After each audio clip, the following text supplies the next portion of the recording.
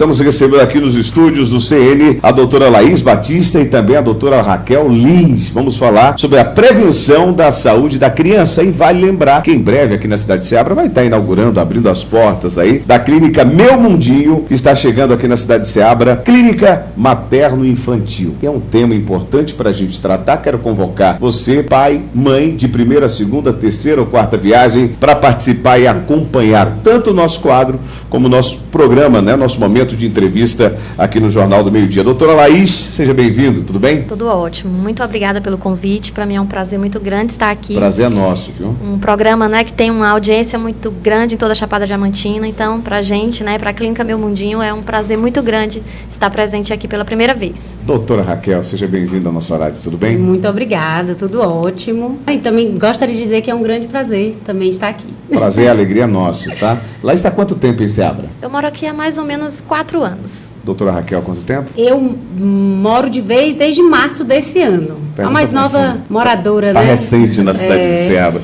Vamos começar então com a nossa primeira indagação e a primeira pergunta sobre puericultura. Eu confesso a vocês que sou pai de 2 meninas, inclusive uma mora comigo desde quando nasceu.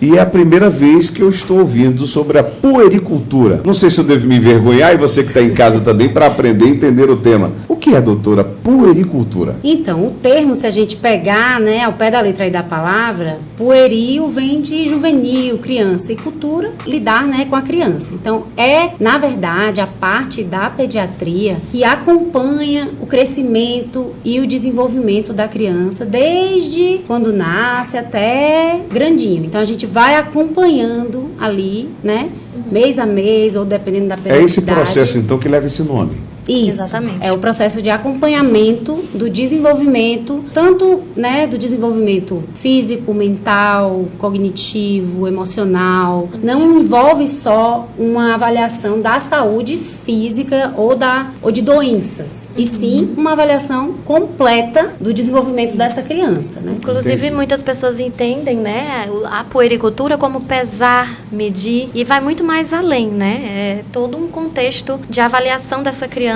no seu âmbito social, né, na sua cognição, no seu desenvolvimento emocional. Então, são várias coisas que se avaliam, né, dentro da puericultura. E quando é que devemos levar a criança já ao médico? Eu imagino que desde cedo, né? Desde sempre. Exatamente, ao pé Como é da que funciona letra, esse né? processo? Desde a barriga da mãe, né? Eu sigo a recomendação da Sociedade Brasileira de Pediatria, né, até para orientar os meus pacientes quanto a essa rotina. Então, dentro da recomendação da sociedade, desde a barriga da mãe, essa criança ela já faz um acompanhamento ali de pré-natal com o obstetra, mas também com o pediatra. Então, deve-se fazer ao menos uma consulta com o pediatra a partir das 30 semanas, né, de gestação. E após o nascimento, na primeira semana de vida, também é feita uma avaliação. E após isso, mês a mês, até completar os 6 meses. Após os 6 meses, essa criança ela deve acompanhar de 2 em 2 meses até completar 1 ano. Depois de 1 ano, até ela completar 1 ano e 6 a cada 6 meses. E depois de 1 ano e 6 a cada 6 meses, até completar 5 anos. E depois do 5 anual. É um pouco difícil, mas essa é a recomendação, né? É a que a gente considera a mais adequada para orientar os nossos pacientes para essa rotina de puericultura. Se eles permitissem, faltava só colocar o sobrenome de vocês, né? Porque é filha da família mesmo, é um vínculo, né? Esse tempo é muito toda grande, hora, né? A gente cria um vínculo muito grande com a família, principalmente nos primeiros 2 anos de vida, né? Que é considerado os primeiros 1000 dias de vida da criança, onde essa criança ela precisa ter uma regularidade muito grande ali com o pediatra e a gente acaba fazendo parte da família, né? Na experiência de vocês, certeza, isso vem acontecendo? Eu faço essa indagação, a gente mora aqui no interior, está tentando regionalizar mais a nossa informação. É da cultura do chapadeiro, é da cultura do ceabrense seguir, né, isso que a puericultura exige, não? Eu cheguei há pouco tempo e eu já percebi que é bem dividido, né? Na verdade, eu já percebi que a maioria das pessoas não tem essa cultura de levar o pediatra de maneira preventiva. Sim. Geralmente, as pessoas procuram mais só quando a criança adoece. Lá que está aqui há mais tempo. Mas isso é só nosso ou não? Isso é geral? Eu acho que é mais do interior, né? Exatamente. Eu venho de Salvador e lá já existe uma cultura mais sedimentada dessa coisa de acompanhar regularmente com o pediatra, não só quando a criança está doente. né? Exato. Eu tenho percebido que... Entre os meus pacientes também acontece dessa forma. Não são todos que têm essa regularidade, mas a gente consegue também adequar de acordo às possibilidades dessa família e também a essa criança, né? Porque nem todas as crianças a gente consegue adequar esse calendário, mas de um modo geral é o que acontece na prática, né? A Pelo gente que você tenta está me passando, adequar. não é uma questão de economia, da questão econômica, é cultural, da região do interior, né? Pelo que parece. Não, mesmo que a pessoa tenha a condição de estar sempre arcando, né? Com essa visita, como você me passou aqui da puericultura, por uma questão cultural, ela não tem esse costume. A gente só se vê às vezes ou quando a criança começa a sentir algo. Exatamente. O que não é o certo. Que não é o certo. Vamos passar, por que a consulta da criança doente não é igual a de puericultura, né? Quais são as diferenças nessa questão? Então, a primeira coisa é que na consulta de puericultura, ela é uma consulta mais extensa mesmo, né? A gente vai perguntar tudo a respeito da rotina daquela criança, quer saber sobre o sono, sobre o calendário vacinal, sobre as condições de moradia, sobre patologias prévias, internações, vai pesar, vai medir a cabecinha, né?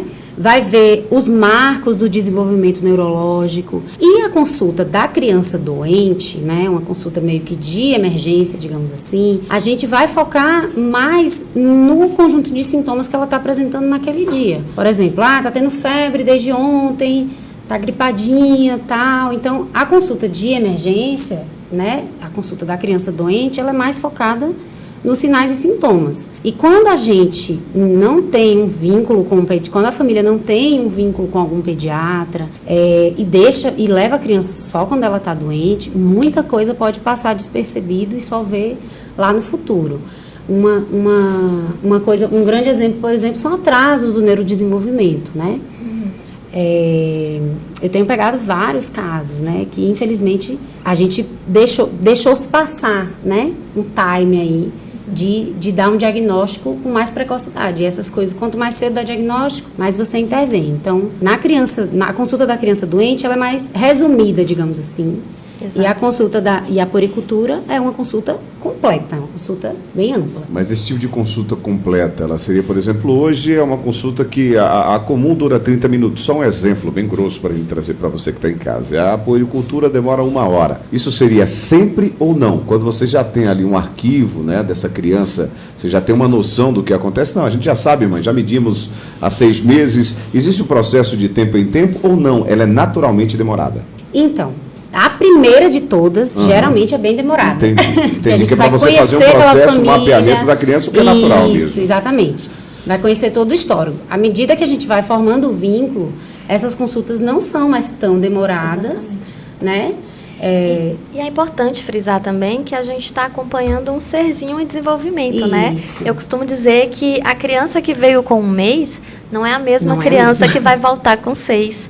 Nem é o mesmo bebê que vem com 1 ano. É um serzinho, uma criança, né, em desenvolvimento. E a gente está acompanhando esse neurodesenvolvimento. Então, em cada consulta, é sim uma novidade, é uma conversa diferente, é uma avaliação diferente de tudo, né? Até porque, como eu falei, é uma criança que está sendo, né, desenvolvida e a gente vai acompanhar esse desenvolvimento em cada consulta. Claro que estamos... Pois não. E esse desenvolvimento, ele traz consigo demandas da família. Exato. Então, o que a família traz para a gente de queixa, de dúvida, na primeira semana de vida, é completamente diferente do que ela traz quando o bebê tem 6 meses. Exato. Então, hoje mesmo eu recebi uma família no consultório que eles levaram a menina 2 vezes no pediatra só a vida inteira. Quantos anos tem? 1 ano e 4 meses. 1 ano e 4 meses. Eles tinham uma lista infinita de dúvidas. Importante. Eu gosto desses exemplos, porque é um exemplo de falei, nossa! Então, muita coisa poderia ter sido sanada, resolvida e etc., se existisse um acompanhamento regular, né? Até porque o pediatra é aquele profissional de confiança, né, da família.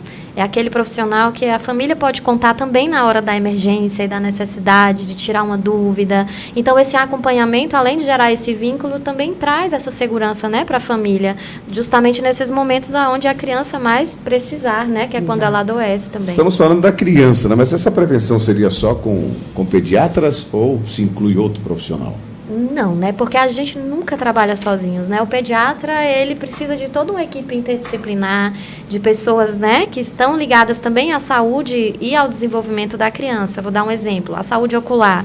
Ela precisa ser avaliada também com a rotina, né? A criança, ela precisa estar no oftalmologista com uma frequência, ela também precisa acompanhar o desenvolvimimento da dentição, ela também precisa estar, né, acompanhando o desenvolvimento da audição, então precisaria também de um dentista, né, preferencialmente um odontopediatra, uma fonoaudióloga. Então, é todo um conjunto de pessoas, né, que trabalham ali juntas pelo desenvolvimento da criança. Então, não seria só o pediatra, né, nesse perfil aí de avaliar a criança no seu desenvolvimento como um todo, né? E à medida que a gente vai identificando alguma coisa, né? Por exemplo, um atraso motor, né? Ali, não está sentando com apoio ainda, sem apoio ainda, e já está chegando perto, né?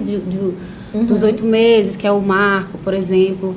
Encaminhar para um fisioterapeuta de estimulação. Então, o fisioterapeuta também é um profissional de grande importância, né? Exatamente. Que caminha com a gente, psicólogo infantil. Às vezes esses profissionais, eles ficam um pouco soltos, né? E a criança acaba acompanhando, né, com esses profissionais e não há não se elenca, né, essas particularidades. E a Meu Mundinho, né, como você citou, a nossa clínica que está chegando, tem esse perfil de justamente trazer todos os profissionais dentro de um só lugar, onde essa criança ela possa ser acompanhada e ela seja o centro, né, da atenção de todos esses profissionais. Exclusivamente nisso, né? Exatamente. Está dedicando a energia exclusivamente a isso. Deixa eu trazer aqui uma indagação pessoal, e é claro que se vocês puderem responder.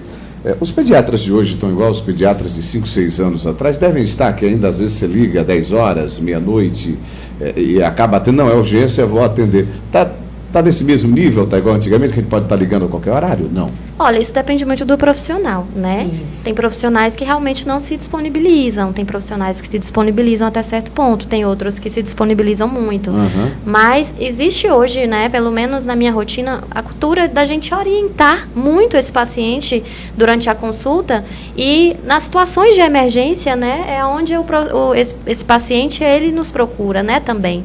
E eu acredito, né, que a maioria dos profissionais ainda atendem, sim, de uma forma que se tem esse vínculo. Né? Eu te faço essa pergunta porque teve um período aqui em Ceabra que a gente estava com um número de profissionais do setor bem reduzido. Sim. Né? E eu lembro que conversando com alguns profissionais, não, Nerisvaldo, é a baixa procura devido a essas dificuldades, essas questões.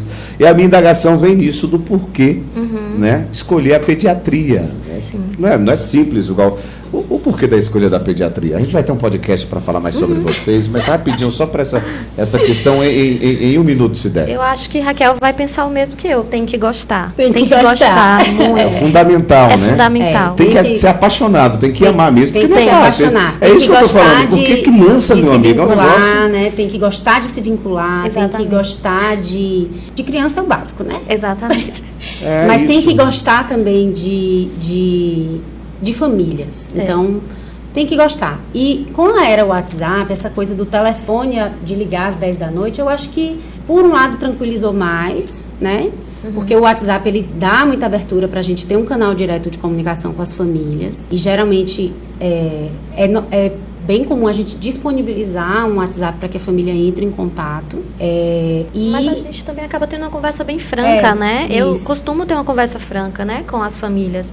Até porque, pra gente, enquanto profissional, a gente também tem a nossa vida, a nossa rotina, enquanto né? Gente, né? Enquanto gente. Essa questão, né? Da importância da paixão que tem que se ter mesmo, humanamente impossível estar disponível o tempo todo e 24 horas por dia. Mas quando se tem esse vínculo, essa abertura, esse diálogo, né, cara a cara, olho no olho, que a gente tem dentro do consultório, tudo é mais leve, tudo é mais tranquilo. E as famílias tendem a entender também e a respeitar tranquilo. Também esse nosso lado, né, humano. Perfeito. Meninas, sejam bem-vindas à nossa cidade. Você que está há mais tempo, né? Obrigada. Tá aqui, a Laís e também a Raquel. Sejam bem-vindas à nossa Chapada Diamantina. A gente torce e já deu certo, né? Assim, sim. A energia super positiva. Amém. Clínica Meu Mundinho. Qual o endereço, assim, você já tem para a gente já tá passando, pessoal, que está em casa ou ele peguei de surpresa? Já temos, na Avenida Paulo VI, número 207. Pra quem está no Instagram vai estar vendo as imagens, viu? Paulo VI. No Instagram, @Clínica Meu Mundinho. A gente está chegando em breve. Digital, é? Rua Paulo VI? Sim. O endereço digital, físico. Instagram. O Instagram é @clínica Meu Mundinho. E o físico?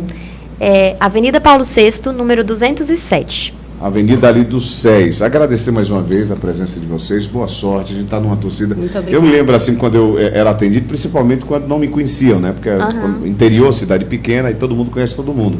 Mas quando você pega um profissional, que ele senta contigo, que você leva alguém, e é um momento, né, que a gente está super sensível, porque ninguém gosta de estar numa UPA, num hospital, algo parecido.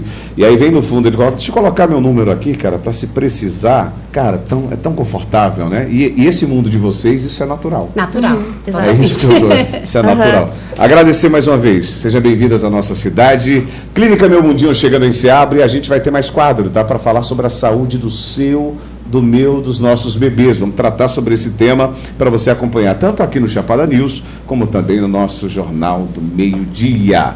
A gente vai para o intervalo. Para quem está no rádio, para quem está no CN, a gente volta numa próxima oportunidade. Valeu.